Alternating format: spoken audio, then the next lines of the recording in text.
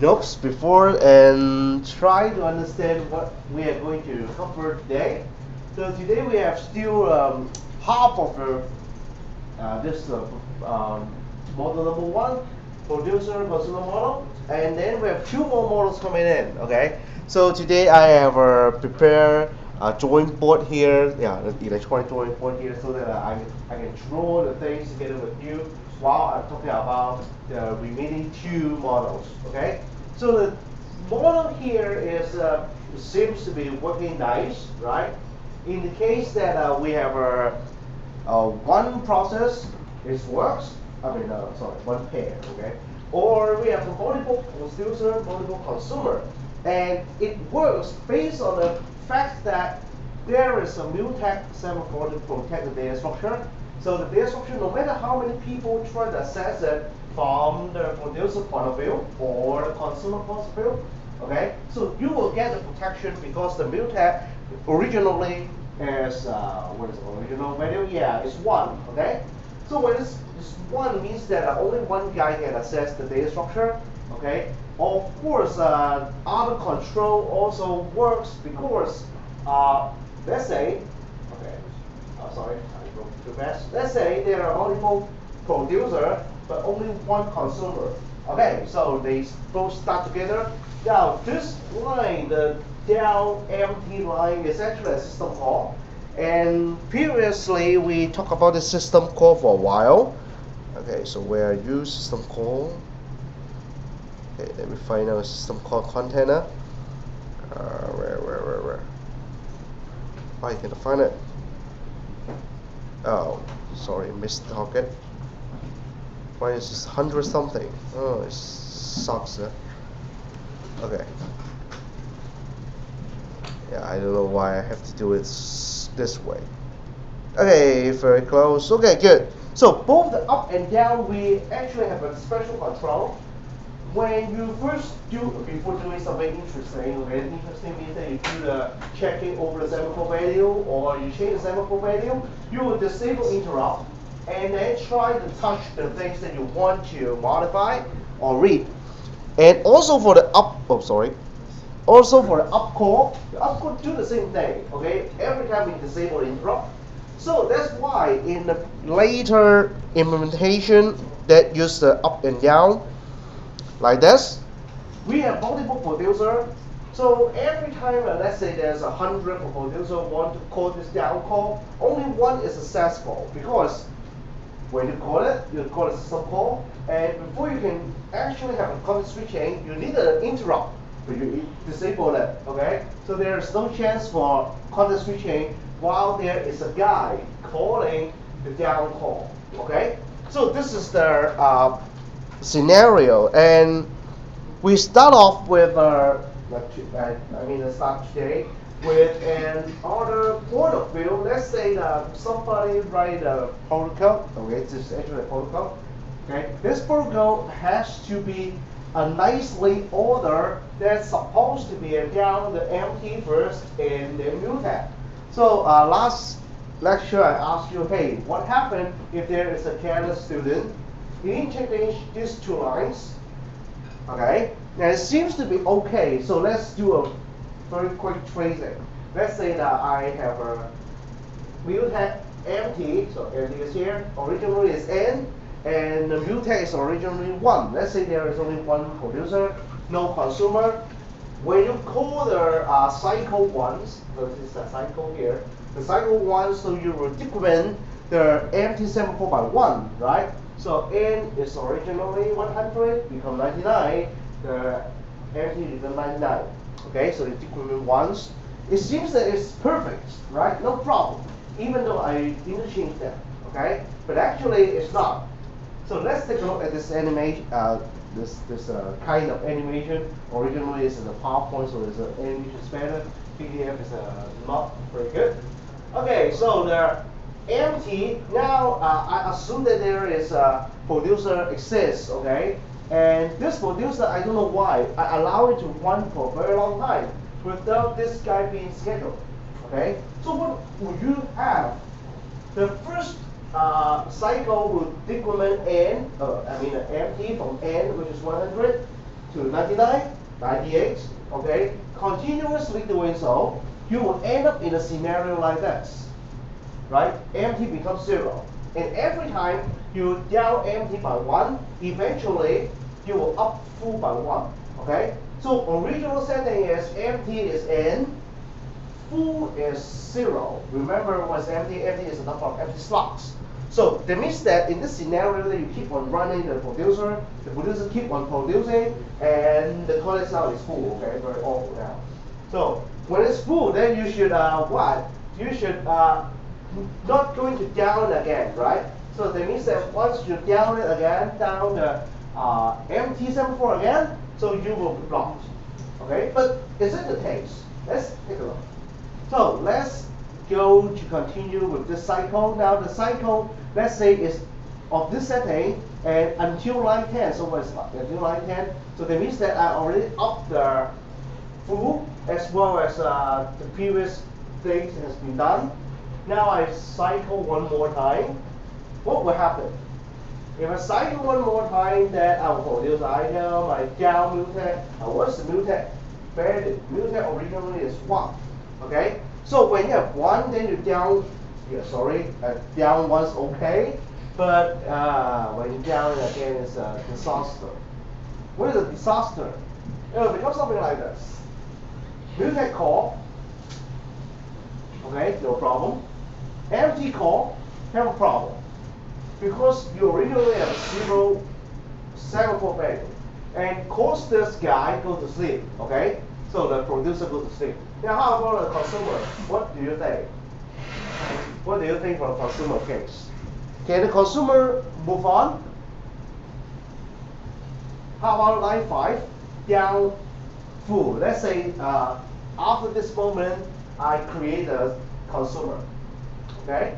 So the consumer is created. Can you call down full? Certainly yes, because it's not 0. So when you call down full, you will get past it. Now how about another barrier here? The down mutex. Okay, so the down mutex is a big problem here because I make this program wrong. Originally it's not in this order, but now I swap it and cause the entire program go to an endless sleep scenario. What is the endless sleep? Because the two party, suppose that producer is sleeping, consumer will rescue you.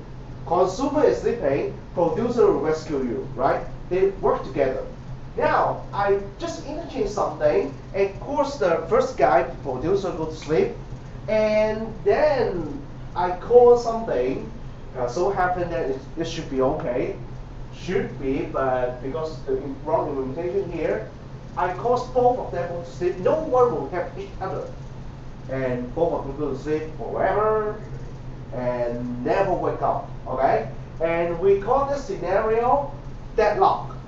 Okay? Deadlock means that all the processes in the system cannot make any progress. Okay? They just sit there. Okay? And I don't know whether you've seen this before. Okay? Several years ago, several means within 4 years, okay? Qsys, Qsys sucks. Yes, always sucks. And success, yes. We'll show them demonstrate a very interesting error screen, okay? So we know that why it sucks because it's run by Microsoft, okay?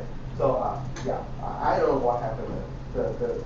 The company sell ITSC, Qsys, supposed to be an Oracle system, but the Oracle system don't use Oracle database server. I don't know why. Use Microsoft database server and pop up a very interesting message. I forgot to capture the screen, okay? The screen says that the database daemon, the database server, got a deadlock scenario, okay? So when it's deadlocked, so no one can accuse anything from accusers, no queries can be done, and everybody waits for the reboot, okay? So now it's the same case. You have to reboot the entire system or kill both of them, restore the share value of the semaphore have to reset, okay? So as to make the scenario work again, okay? So to look at this case, okay, why we have deadlock, okay? Although I have cut it out, okay, if you have looked take a look at our textbook, recommended textbook, there is a big chapter talking about how to detect deadlock and how to prevent, okay? There is a case that you cannot prevent, okay? So how to prevent deadlock, how to detect deadlock. Now I give the high level point of view. First of all, what is deadlock? Deadlock means that, of course, both process is waiting for something, okay? They wait for something, but it's not available. So they have to go to sleep. So this is a necessary condition, okay? They have to wait for something. And what is a sufficient condition? Of course, they wait for something. If they both wait for the only one, let's say I only have one toilet, okay, there, okay? I will have deadlock, right? Either you go in or I go in, okay? There is not the case that no one inside the toilet to block two people out there, right? So the necessary condition is you're waiting for something, and the sufficient one is actually you're waiting for not just one resources, okay? So this may be hard to understand. Yeah, what is the cycle? There's a cycle here. Let me give you a better cycle in terms of toilet again, okay? So what is this cycle? Okay, I cannot find a better figure. You know, no one will sit in the toilet and let you take a picture. Okay, so that's why I can only find this guy. Okay, so suppose that this guy is a human. Okay, and a human is using toilets, but this guy is so unfortunate that there is no toilet paper in the toilet. Okay, so never do this. Make sure you have two resources available and go in. Okay, the number one resources is toilet seats, and the second resources is the toilet paper. Okay, so what is the deadlock scenario here? The guy out there, holding one resource, which is toilet paper, and need another resource, and the resource is toilet seat or toilet room. Okay, and suppose that this is a human, okay, but it's a dog. Okay, the dog there, he cannot go away without toilet paper, right? You understand my point, huh? You won't go away without toilet paper. So you need toilet paper, but you didn't hold that resource. You're waiting for it, but you're holding the toilet room.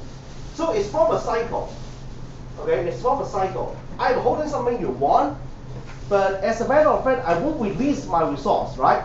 This is totally nonsense that I just say that, okay, you're holding toilet paper. Maybe I walk out and let you use it and release the paper for me, okay? Or yeah, we would resolve the conflict, okay?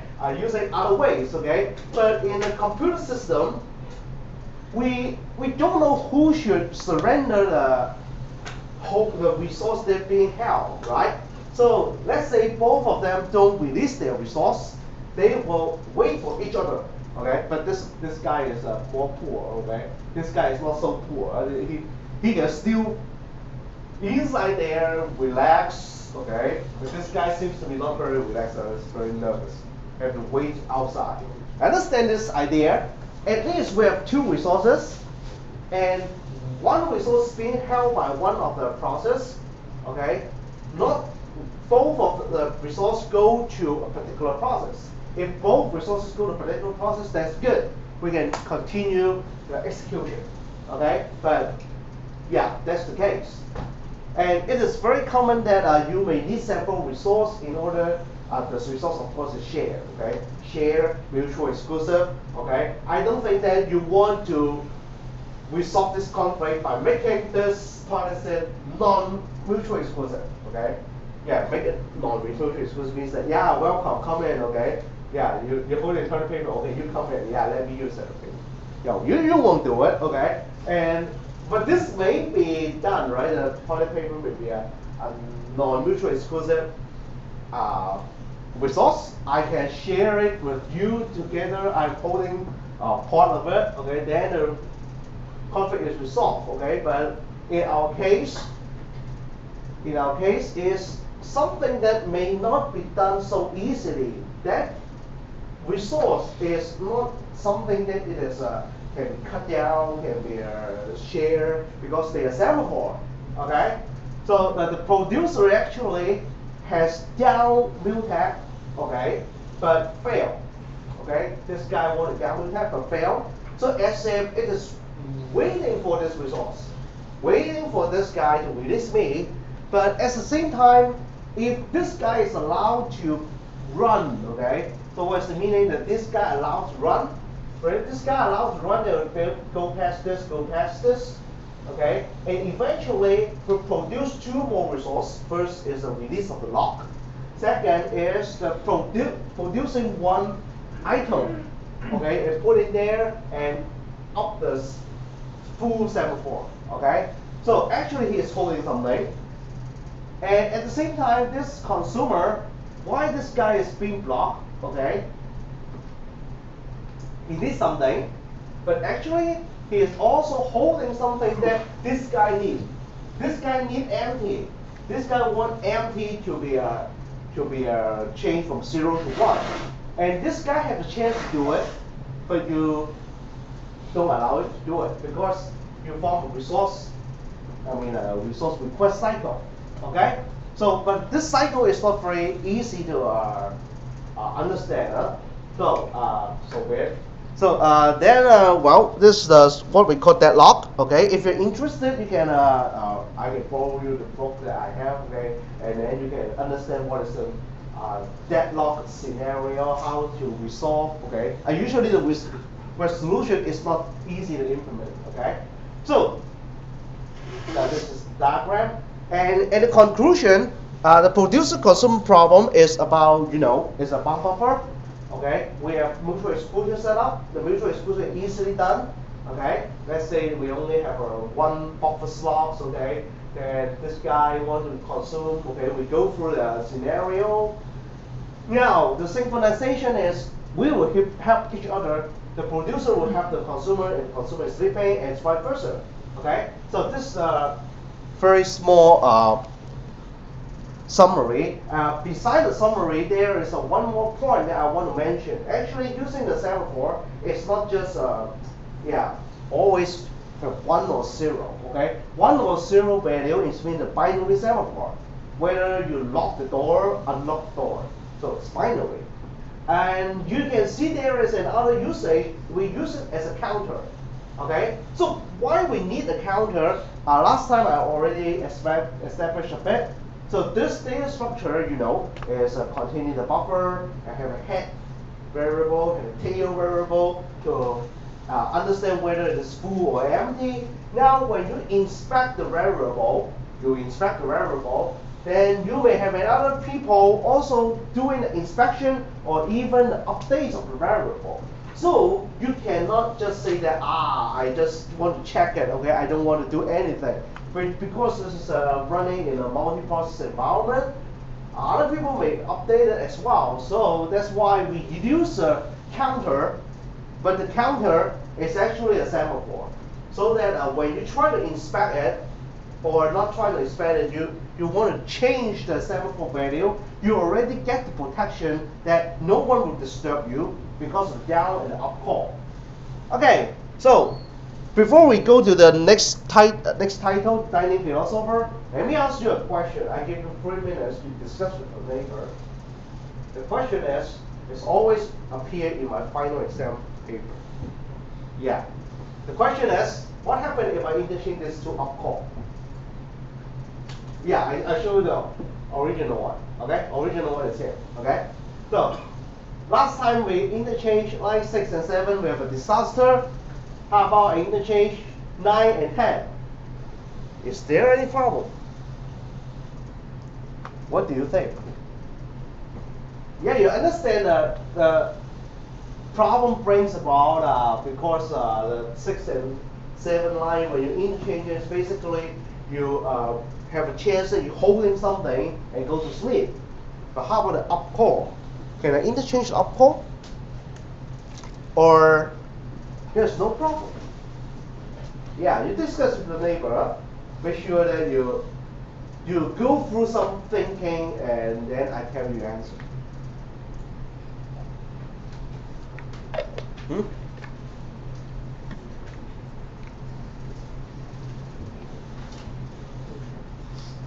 Or you flip to the up and down implementation, and then you'll get the idea.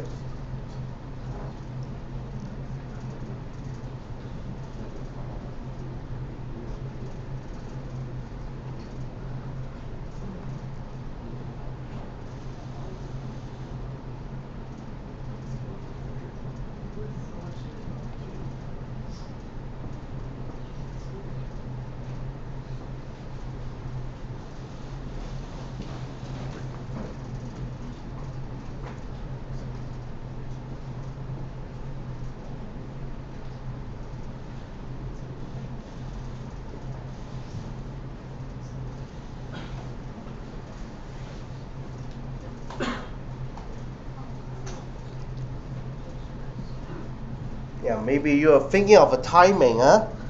I remember there is a very clever student. Okay, he's now studying PhD in Australia. He's trying to argue with me that there is some problem because of timing. Timing is well, we interchange this. Maybe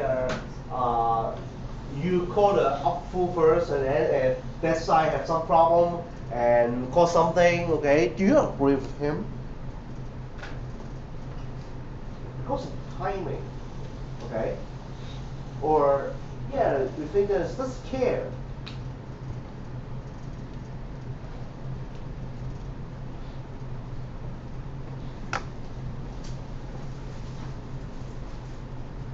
Okay, to think that there will be a problem. They don't think there is no problem. Okay, so I feel, okay? So how about others? Don't attempt the questions, okay? If I put it on the final exam paper, you say, oh, I don't want to attempt. Okay? Yeah, so, well, let me explain a bit.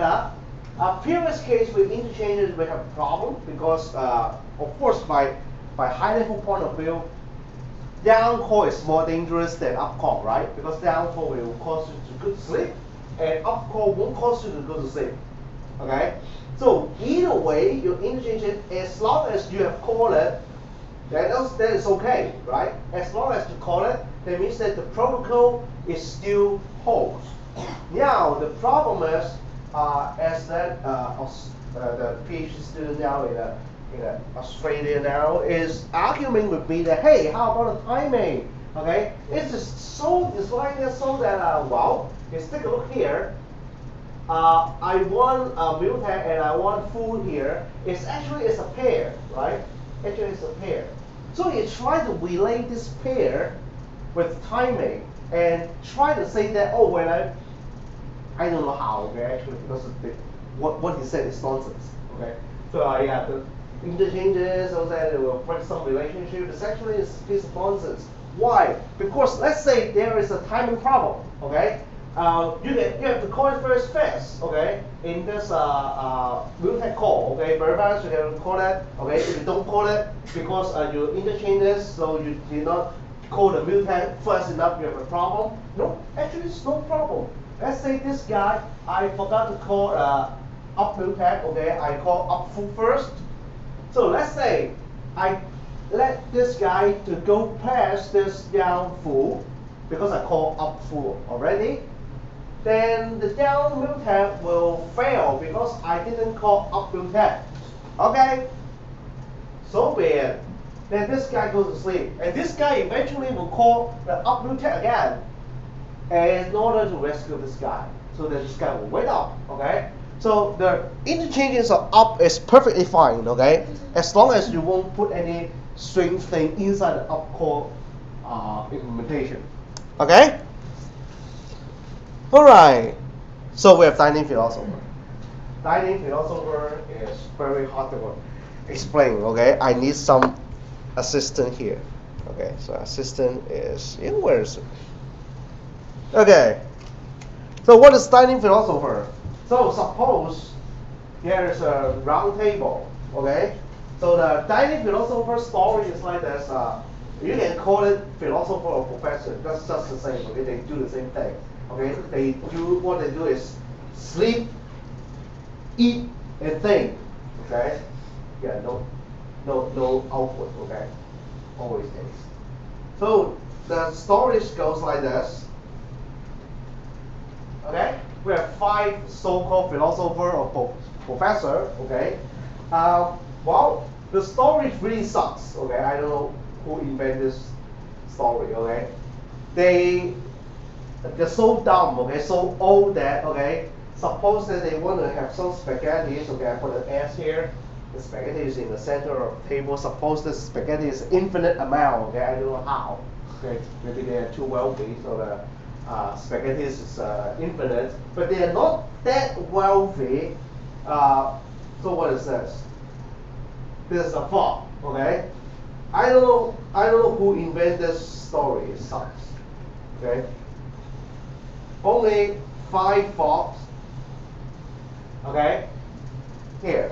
and they are so old that they need two forks to eat it. Okay, so I think the one who invented story is an idiot. Just convert into chopstick, then every problem solved, right? Now, then I understand. Oh, of course I need two chopsticks. Okay, no, but it's called fork. Okay, I don't know why computer science guy love fork so much. Okay, so this guy needs two forks to eat the spaghetti. Okay, now what is the problem? Let's say this guy started eating first. So, well, they are old, right? And they are lazy. They just want to think and eat. So they will take this, he will take this, he will take this. Okay, so it's not nicely drawn here. Okay, so take this too. So today is eating. Now, how about the guy besides him? Okay, adjacent to him. Can they start eating? Unless they fight with each other, okay, and try to take this guy's fork, okay, or you cannot continue, right?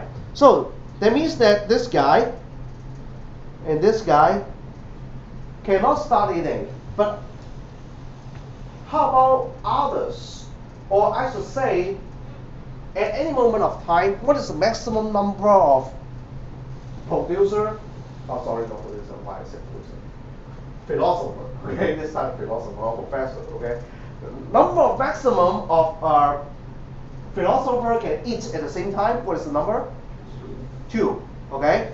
So if this guy is eating, so either this or this, either, okay, can start eating as well. Okay? So what is the scenario here? Actually the scenario is like this. Okay? So remember this what I drawn here on the whiteboard about the crossroad. It's actually very similar to dining philosopher, or I should say they are identical. Okay, so sorry, my drawing is very bad. Okay. Okay, so suppose there's a long car here. Okay, this is a car. Okay, it's not a candle. Yeah, it's supposed to be a car. Okay, and there's a direction there. Okay, so when this car is moving. When it's kind of moving, actually there is only another line of cars. So I give the arrows here. This is all a one-way road. Or one-way road, okay? So only one direction is allowed. Now this car is moving. Should I allow, let me number it. This is 1, this is 2, this is 3, this is 4. Which road should I allow to run? 3, no more, right? So, does it similar to a standing philosopher? Seems that the one who besides me, so I'm car number 1 or line number 1. The one who besides me will be 2 and 4, right? 2 and 4 besides me. Can they move? No. Just like standing philosopher. Once I start eating, the one besides me cannot move, or cannot eat. Okay? Now, how about the one who is opposite to me? Okay, I know there is no opposite concept here, but you can reverse a bit. Any philosopher or crossroad, this is crossroad. Okay, this crossroad puzzle has a common point. The common questions or common idea is, I don't want my adjacent neighbors to execute together with me, but unless this point, I allow the system to have a full parallel, or I say not full parallel, there's a high parallelism there, except that the one besides me. So that this row, and there is another car here, will be allowed to move together. Okay? Now, how about these 2 rows? The cars is all gone.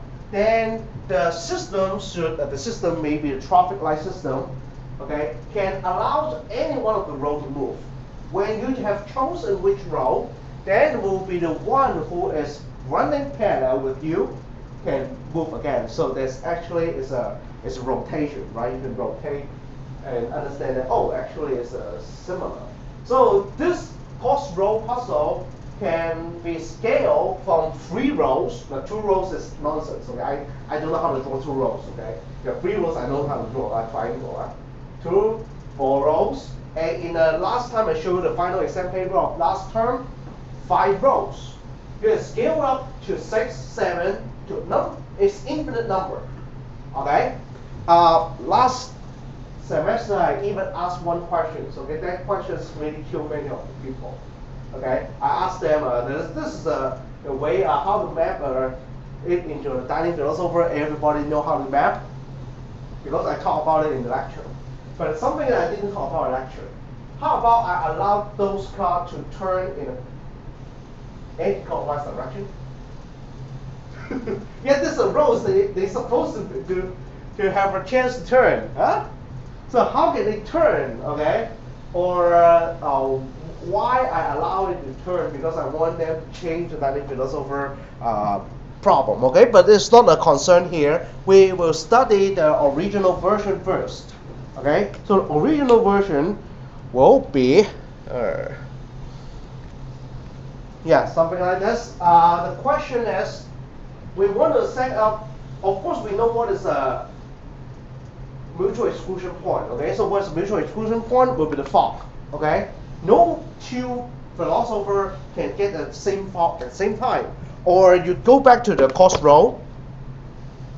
Go back to the cost row will be no 2.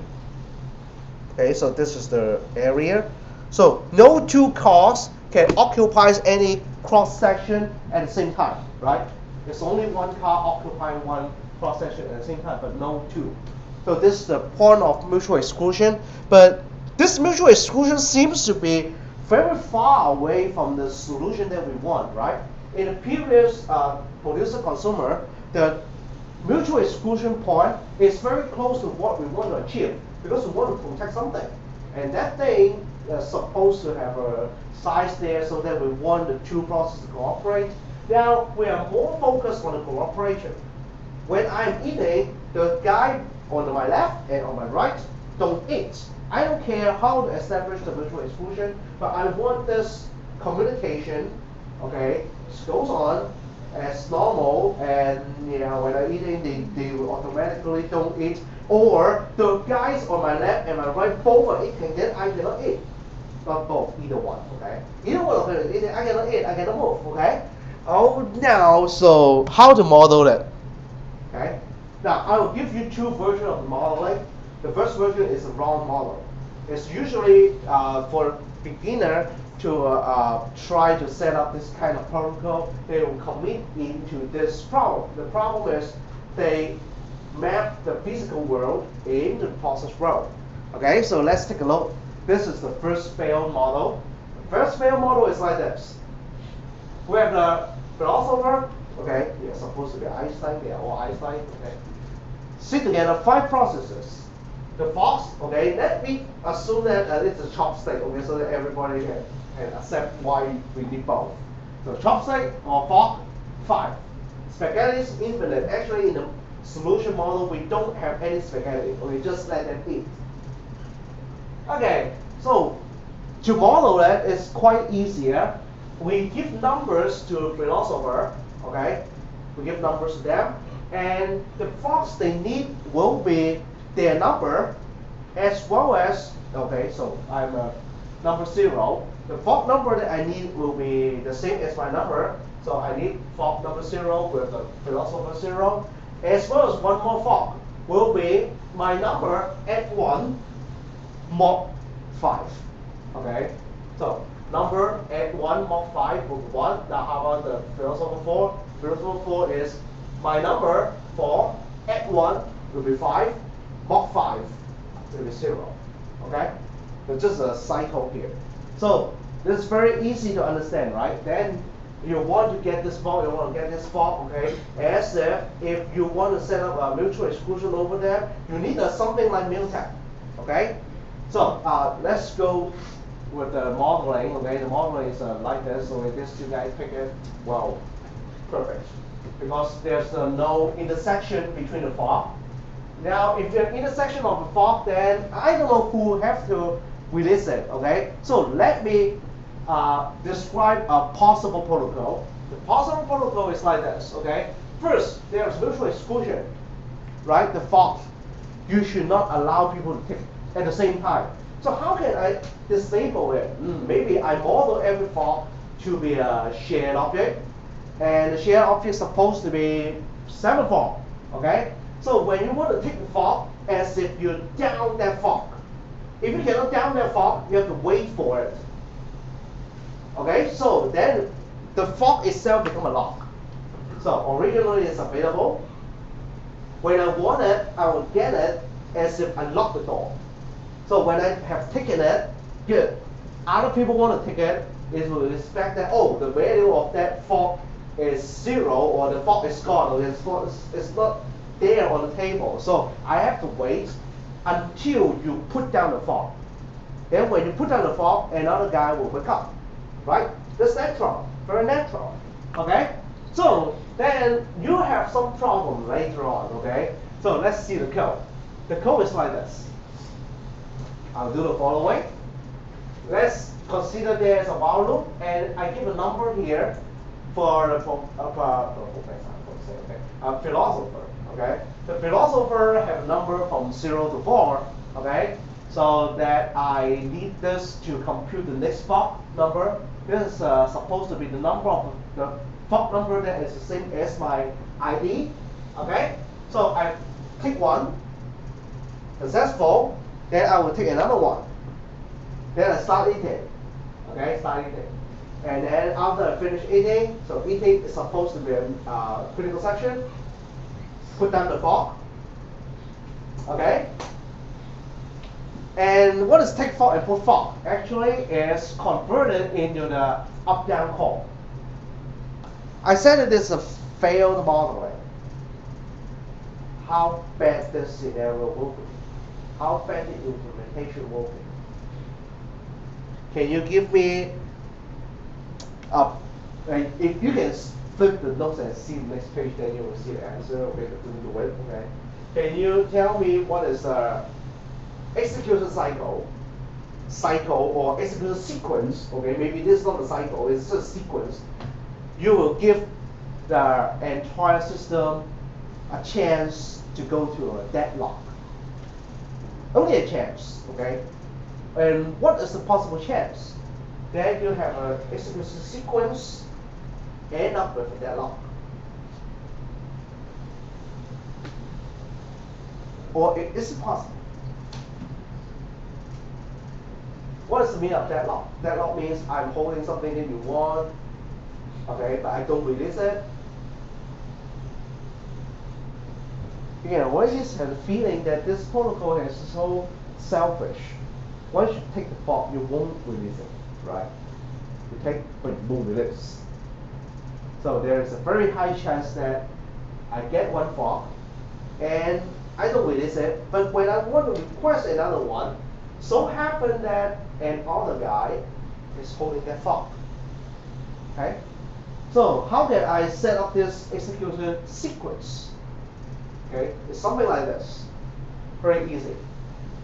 The first guy, maybe a process number 1, 2, 3, 4, 5, or 0 to 4, it doesn't matter. Okay?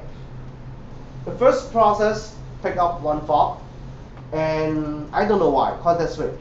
Okay, this blue line is context switch.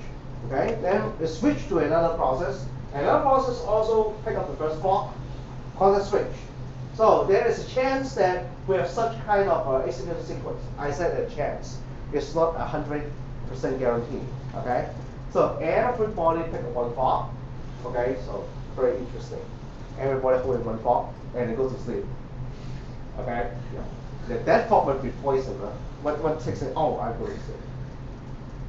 Okay. Yeah, very clear to you. Is this a deadlock? Everybody holding a resource that and everybody want it. But you need both, okay? You need more than one, I should say, okay? So this is the problem. And while you may think that, here we have a problem. The problem is no one wish to release any resource, okay? So how about I introduce a mechanism? So this is a word. Let's take a look. Oh, sorry. Okay. Let's just see the problem. Okay. Let me convert it into another version, okay? Allow the process to release the resource that is holding. Okay, so how can you implement it?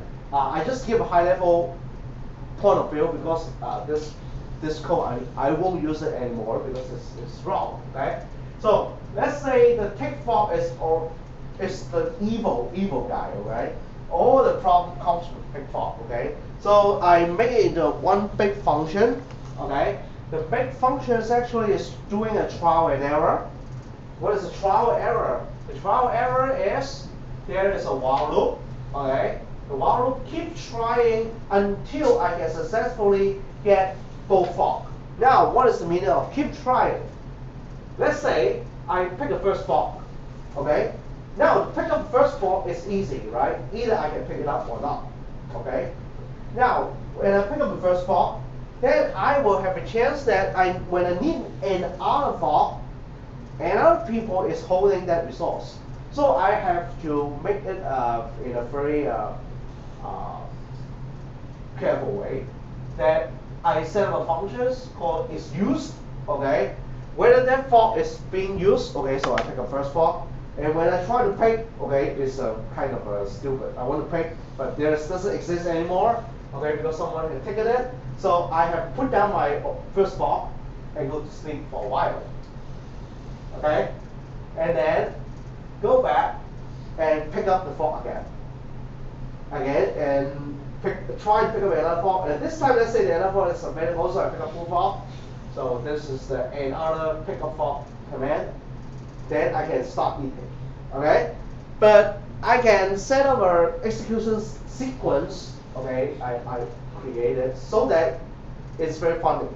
The game is like this. I pick up one fog. Everybody pick up the first fog and find that, oh, everybody cannot pick another fog, so they put down. Okay? Now, the CPU is very busy. Actually, it's doing something like this. Okay? Pick up, put down, pick up, put down, pick up, put down, okay? It's doing something. You can see that, wow, the CPU is speeding like crazy, 100%, but no progress. Okay?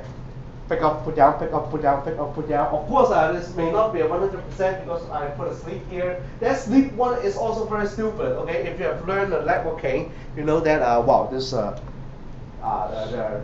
what is that? The hub exponential backoff algorithm. Okay, should be implemented there. Okay, if you don't know what I'm talking about, forget about it. Okay, so. I mean, that sleep one is actually not good. Okay, some people may suggest that, hey, how about I sleep a random number of seconds? Good, okay, but not very good because this kind of execution cycle, pick up, put down, has still a chance to appear. Okay, so this is not a very good implementation, although it's kind of work. Okay, I will tell you one perfect solution that I found in the book. Okay, and it's quite easy to be implemented, but the code is a little bit long. So before I have a break, I will let you to see the code first. Okay, so this is the code. A little bit long here. So already color something here. Follow the color schemes. This guy is the entry. This guy is the exit. Okay, and there is an extremely helpful function. I give a bad name here called test. Okay, so you spend a little bit amount of time to take a look. What is the meaning of text? Okay, the text with some efforts to understand what is this. Okay, so you have a free condition. And when the free condition all holds, then you will say that I'm going to eat. Okay. Now you can find all the answer by going to the next and the next and the next page. Okay. But before you really do it, I want you to think about the following. The state array, okay, state array is actually a global or shareable array across all processors. Okay, who is gonna to protect it? Okay, look at the code. Who is going to protect the state variable? The state variable needs protection because it's a global shareable resource. Okay. And another is a set of semaphore. The set of semaphore here is called as S. Maybe you cannot get the answer now, Okay, and I also put a question here, and this question every year is appear in the final exam. Every year people don't know how to answer, and you know why. Okay, because usually I talk about it in a lecture. What is the initialization value of this Sn array? Okay, so focus at this 2 points first, and then we will break. Okay.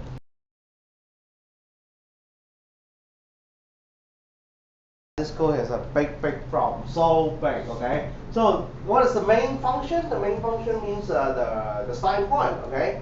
The starting point of the entire protocol start with the philosopher function, and the thing is a useless function, okay? Suppose that when you call, you think for a while and then return. Then we will have a critical section entry, which is the tick for function, okay? So there's tick for function, section entry. And after you finish the session entry, either you will be blocked or you will be released and go into your critical section, which is the it function. Okay, so let's inspect the session entry, where the session entry will allow you to have a chance to block or not. Okay, so we have 2 down call, 1 up call.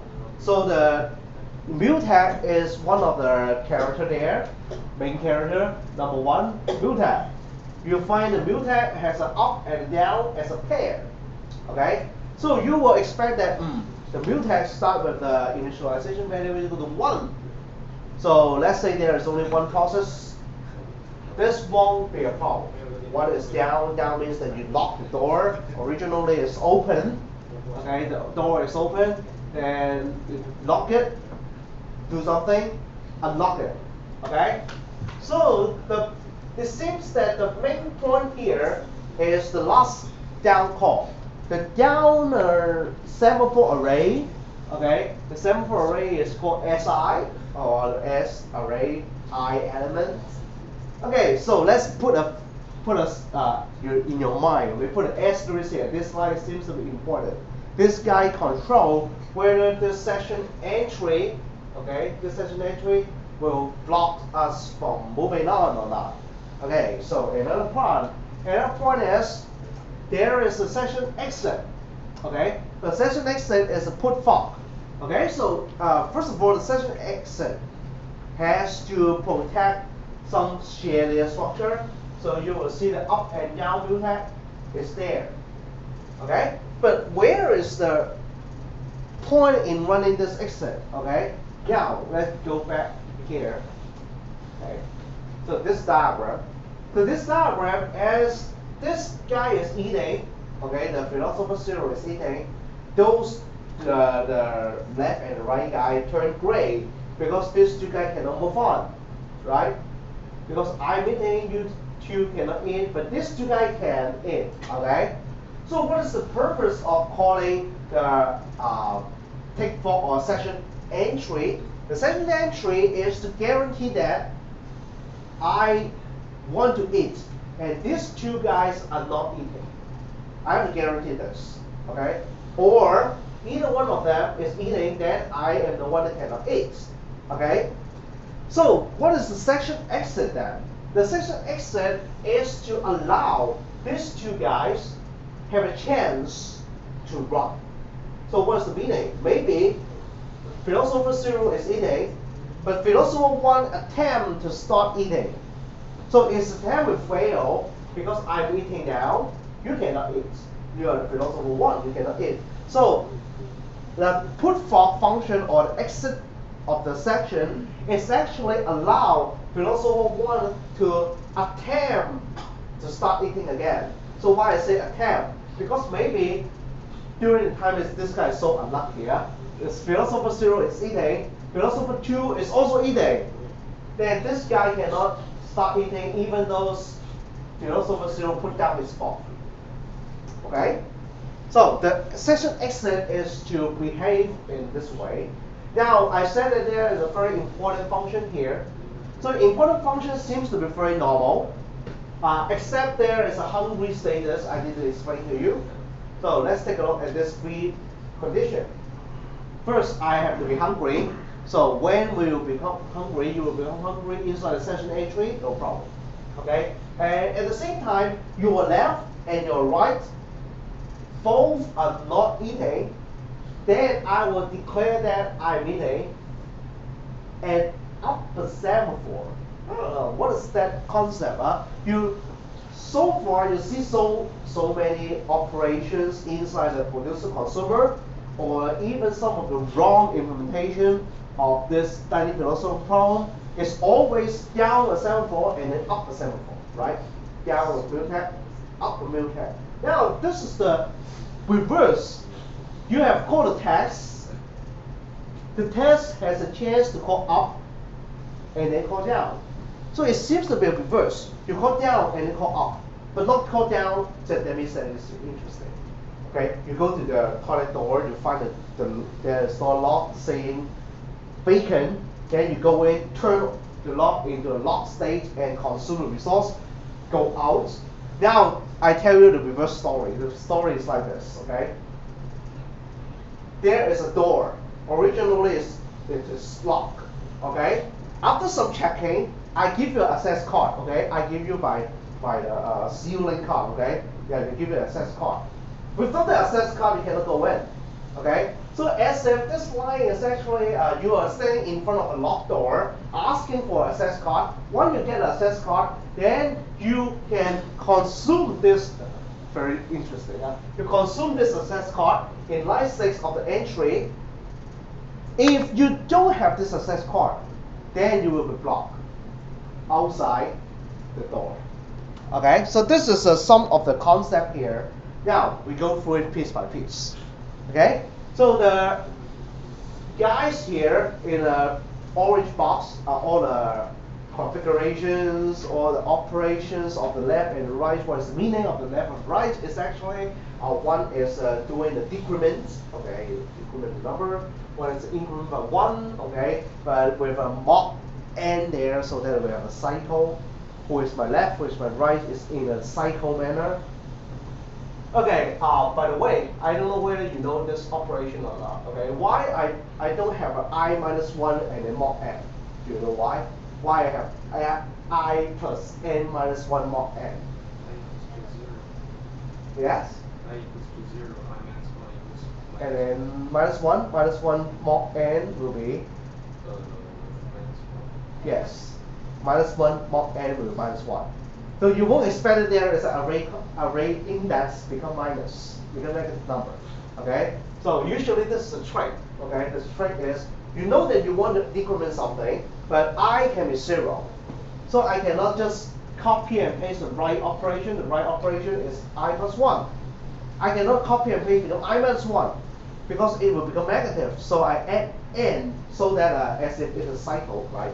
Mock means that you're going through a cycle. I give an n there so that I force you to turn one cycle again, okay, in order to make it become positive. So there's tricks. So second point, this guy, okay. So this guy is, as I said before, this is storing the states, okay. Assume that the states here all start with particular states. Let's say it's thinking, okay. You call the think function, then you will become thinking, okay. So this is an array, just integer array with enum type. This may be an enum type here. So you want to set up some protection with this array. So this protection is guaranteed by the mutex semaphore.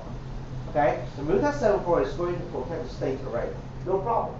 So that's why period solution.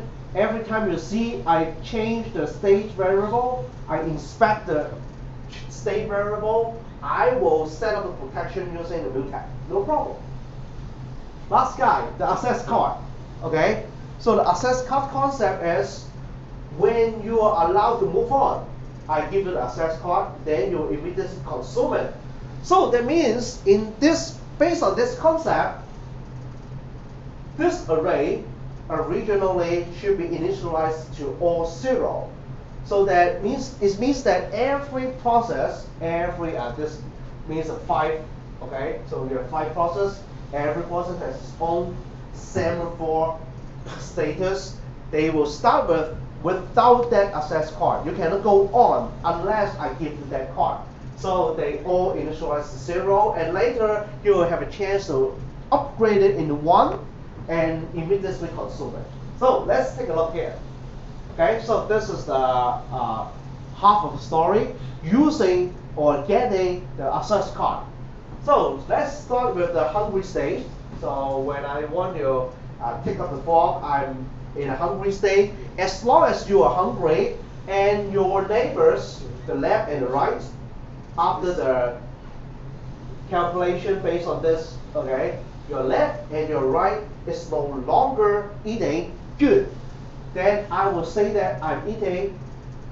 Take the access card. I give you an access card now. Now you in your pocket originally is 0, and your pocket now is become 1. So that next I call the down call at the end of this section entry. So down call at the end of this section entry, no problem. You have the 1 access card value. I turn it into 0, and you pass this filter. This filter allows you to go on, and when you go on, that means that you will go to the eat. Okay? Do you have any questions? Yeah, this is a very important concept. It's just reverse what you have known about using semaphore. You know about using semaphore is always start with some non-zero value, and then down, and then up, down, and then up. Now this time it's reverse. I initialize it to 0. Originally, everybody don't allow to go on with the next code unless I do some checking. I know that you get eligibility. You are eligible to do it. I give you the card. You immediately consume the card. All right. How about another guy without that card? Let's say this scenario.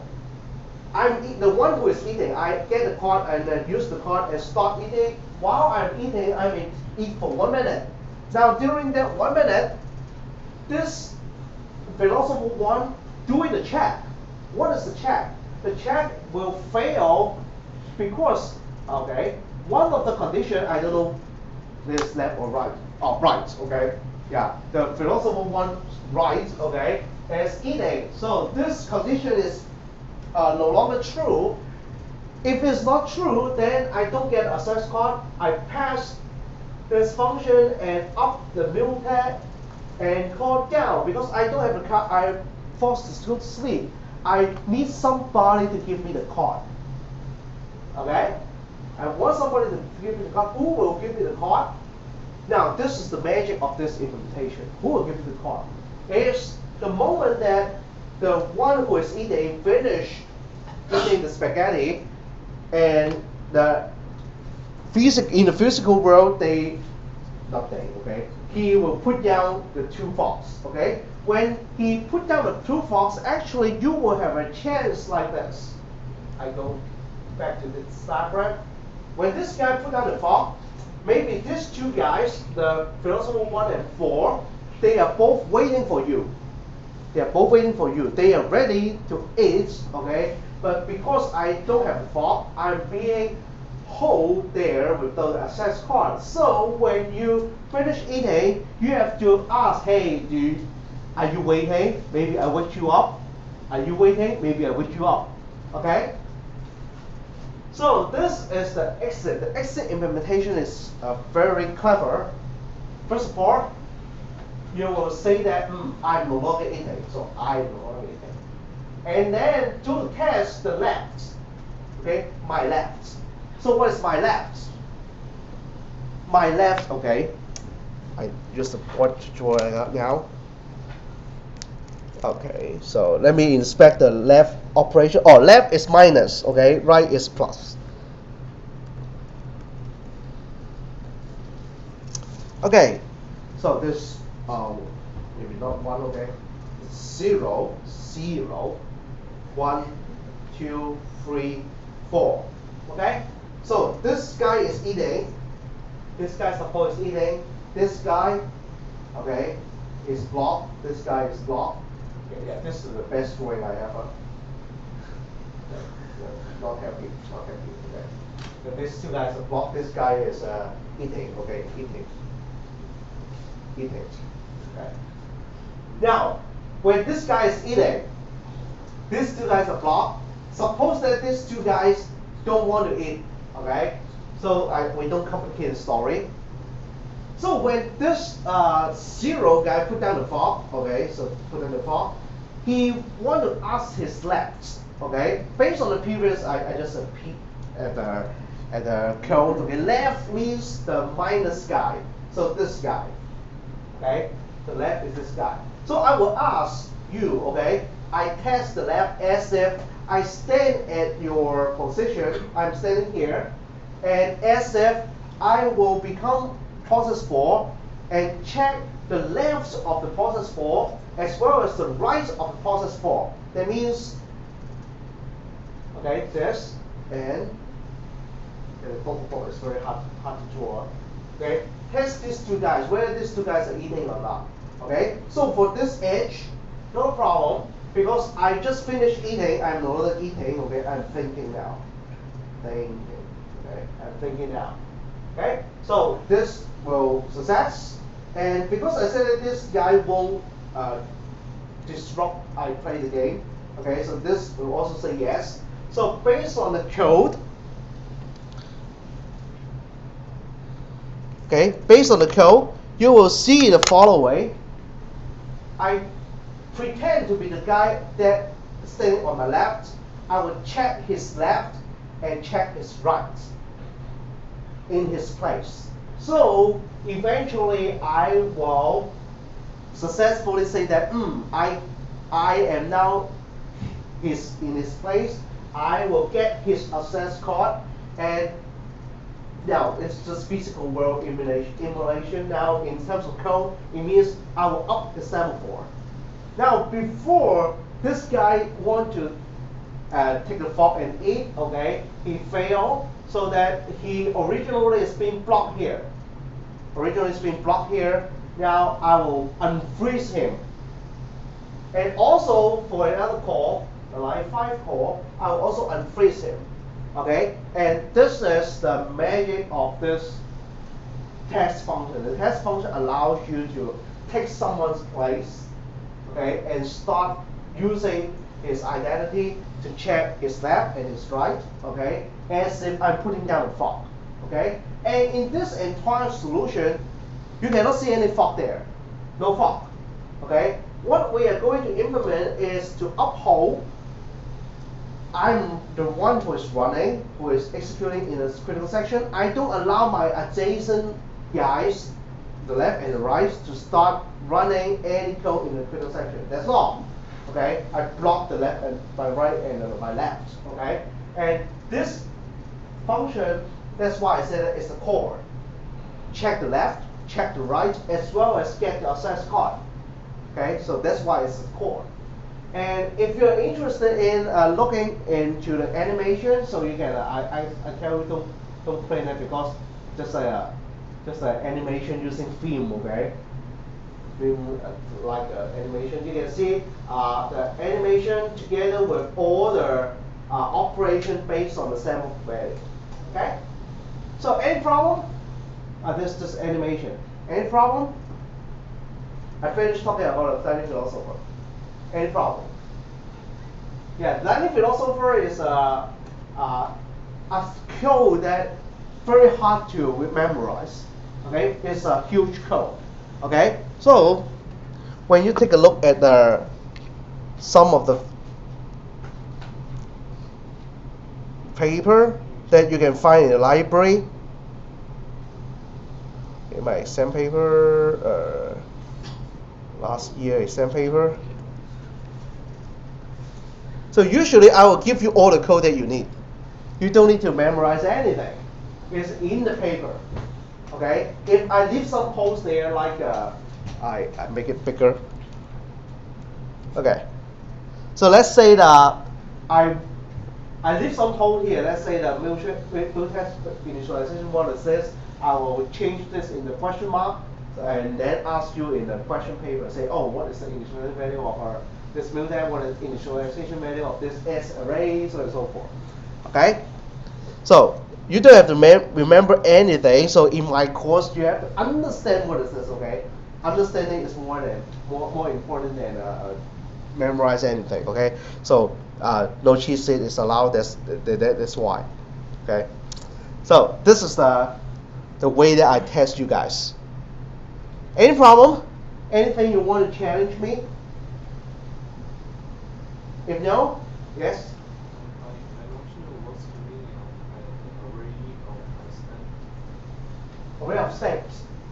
No, S. S. Yeah. Oh, the S, this guy, right? Okay. So this guy is actually well, imagine that there's only one process running, only one. Okay. So if only one process running, then we will have the setting of the hungry. I'm hungry.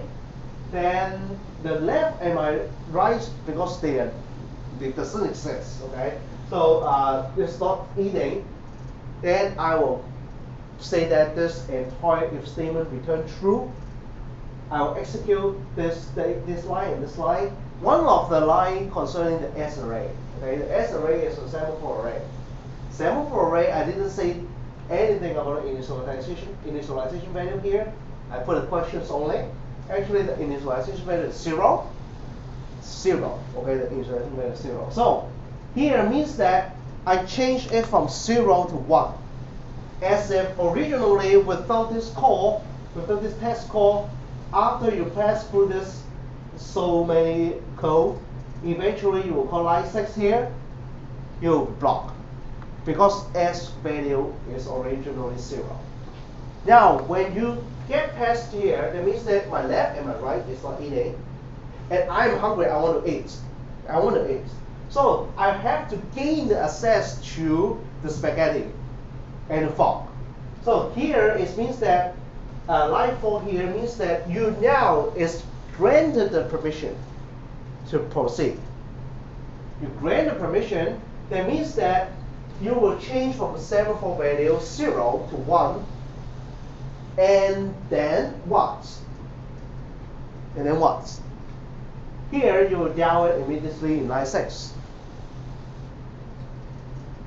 So once you gain the permission, you can go on.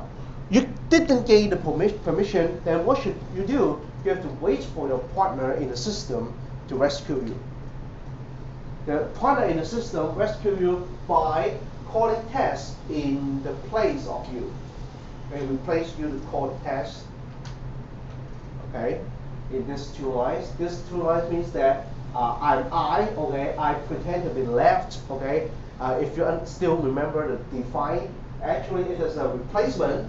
I replace the I minus 1 plus n percent n, all the things will copy and paste here. It become the left guy. Okay? Understand? Yeah, it's can I ask this when you for example, that if test lectures condition is true, then S of lecture is what? S of left will become 1. So what to do for the left? Then what to do for the left? Okay, so there is a very, very good question, huh? Maybe I use the drawing board, okay? Let me clarify your question first. Okay.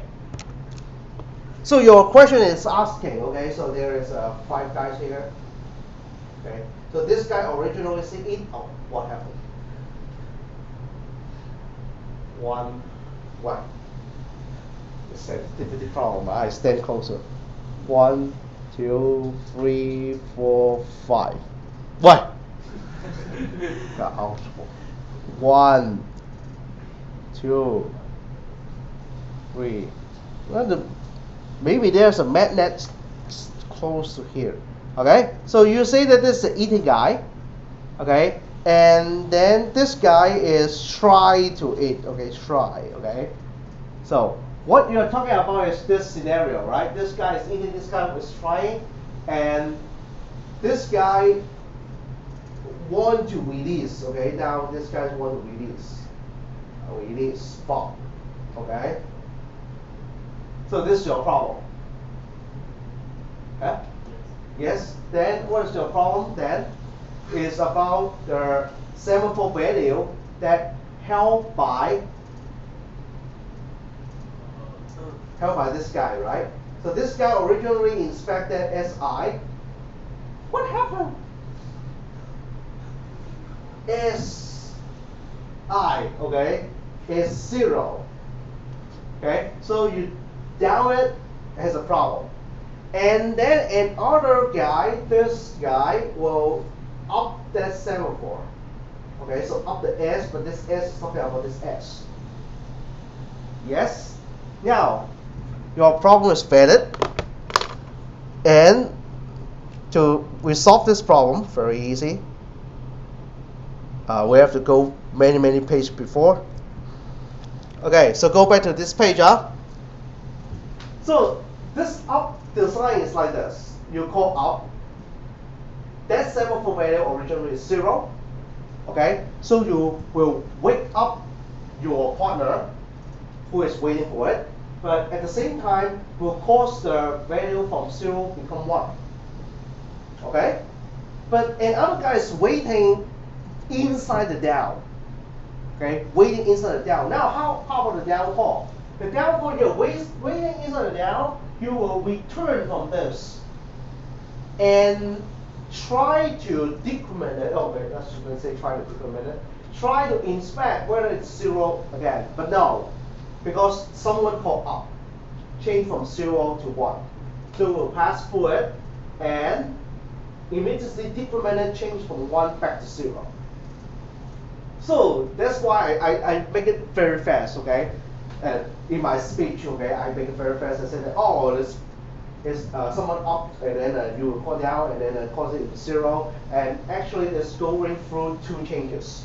One, you call up, changes from 0 to 1, and immediately wake up your partner. Your partner try to decrement from 1 to 0. So the end product is 0.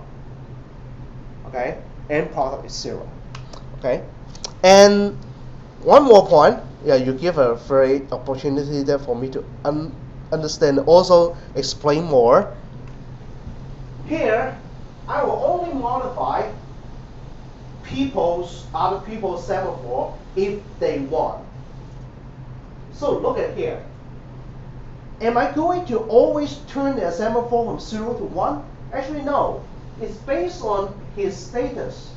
If that guy is hungry, that is the guy that I stand in his place and try to modify the semaphore for him. If that guy is hungry, good, I change it for him. But if that guy is not hungry, so we'll render the entire if statement wrong. Then I won't change the semaphore value. So it's all because that guy is hungry. I change it for him. If he's not hungry, he's even not joining the process system, then I don't need to change anything for him. Okay? So this is point number 1. Point number 2 is also valid for the 2 partners. Okay? Any problem? Any problem you want me to explain more? Yes? In main function, which one is the context? What function? Which one is the context switch? Which one is context switch? It can happen anywhere. Anyway. Anywhere. Because look at here. Let's say the context switching hits during you call the test function. Who can take your place and assess some critical section or some mutually exclusive area? Let's take a look. Whenever you call test, you will have the mutual protection.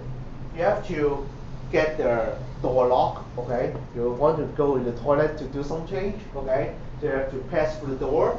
Every time you want to change something concerning the S array as well as the state array, you need to gain the permission from the mutex semaphore. Okay? So this is the design of this code. Okay? Every time you try to inspect or change something concerning the S array as well as the state array, you need mutex. So no matter when you have a mutual the context switching, it doesn't matter. It doesn't matter because you have a mutual exclusive protection. Okay? Any problem? Yeah, this will be quite tough for you. Okay? No problem? Okay. So these questions I teach many years already. Okay, so I have many variations of this dining philosopher. You can ask yourself several questions. Let's say that I want you to set up a new protocol. The original dining philosopher allowed only two processes to eat together, and the two guys must not be adjacent, right? How about I change the entire concept? How about I ask you to write a new program so that I again only allow two processes to run, only allow two processes to run, but the two processes must be adjacent. If no one is eating, then can be anyone. But if there is already one is eating, then the next one must be adjacent to the one who is originally eating. Can you change the program in order to satisfy this? Okay, so this always happen in my examination paper. Okay, usually I will reserve enough time for you to think about it. All right. Any problem? Any problem you want me to further explain? This is quite hard, I would say. First time I studied it, original version of the dining philosopher. The professor who teach me is still teaching nowadays. Okay, Professor John Lloyd. Okay, he set up just a very simple test. Okay, I cannot even understand in final exam. Okay, so make sure that you have enough sleep when you face this kind of questions. Okay. So, last problem. Last problem, maybe I cannot finish it today. Okay, I can give you a high-level point of view over the solution as well as the design of the solution. Okay, so what is the read-write problem? I keep on saying that it's a database problem. Okay, so what is the database problem here? In a database scenario, we have a set of guys calling select from where. Select from where is read-only. Okay. So they are called readers. And also some guys is calling, say, the update row or delete some rows from the table. Okay? So we call it writer. Some is update some fields, some are deleting some rows. Okay? Now when I'm doing the deletion, I don't want someone to read the table because they may read some wrong data. I want them to either read it and let me write. Or I finish writing, then you read it. Okay? Either ways works. Okay? You may think that, no, I have to guarantee that the writer finish writing and let the reader read. Okay? But it's hard to guarantee, right? How can you know, predict the future that there will be more writer or more reader? Okay? So we can only take care of the moments that we have that while there are reader reading, don't let writer write. Or while we are writing things, don't let reader read. Okay, so this is what we call a mutual exclusion requirement, right? But we want to allow some more fancy stuff. What is fancy stuff? This bunch of guys are actually friends, very friendly to your system. How friendly they are. They won't change anything. They just query. They just ask you for data, but never updates. So this kind of good friends means that you don't need to write so many codes.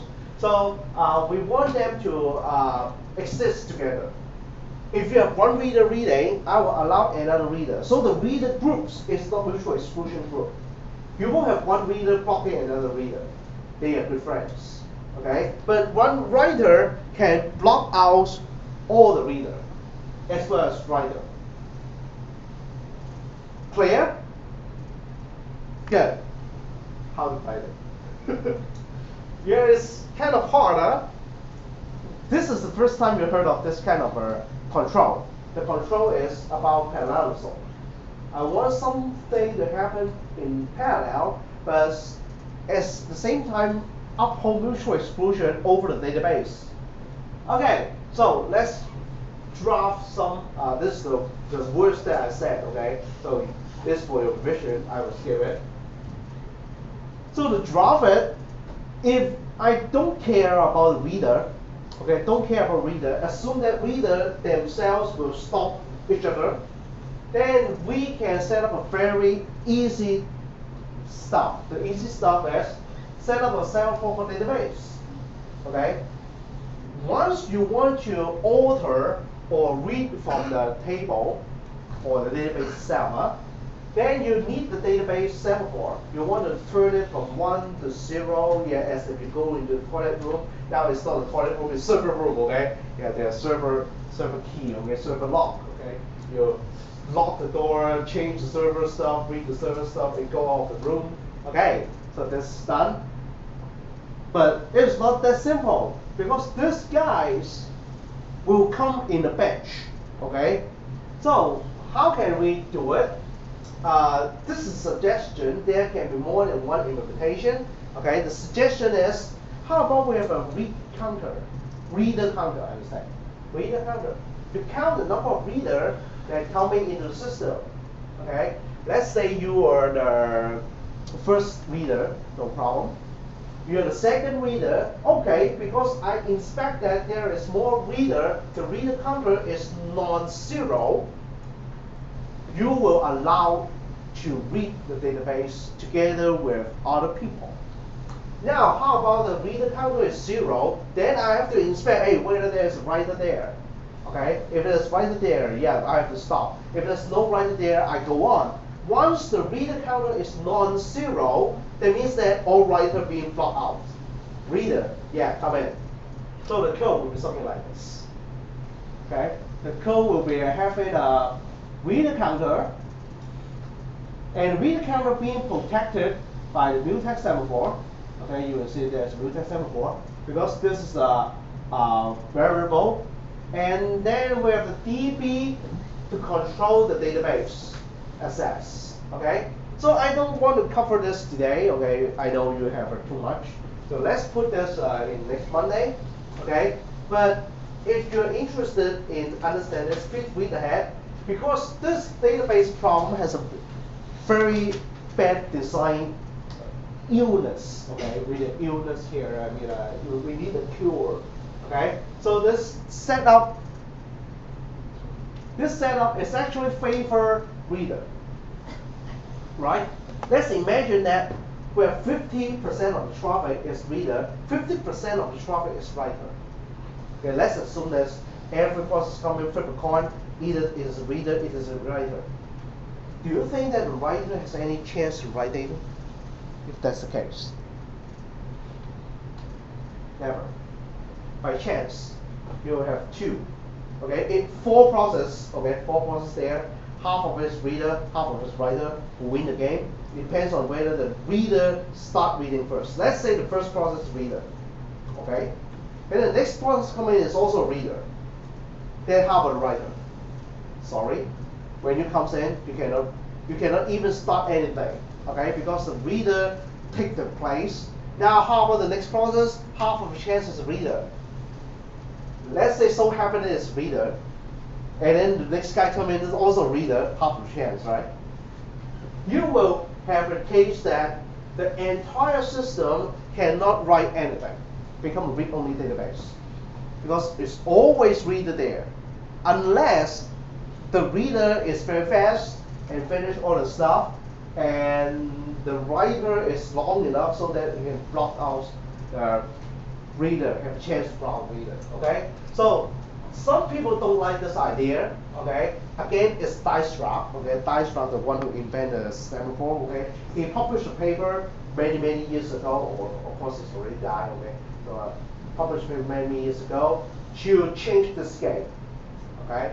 Later on, when we talk about the code, I will re-mention that game. Okay, the game is how about when there is a writer go in the system, I will block future reader. But if there is already some reader, okay, let them finish their stuff. Okay. All right. So I talked enough. Okay. So let's you to take a break.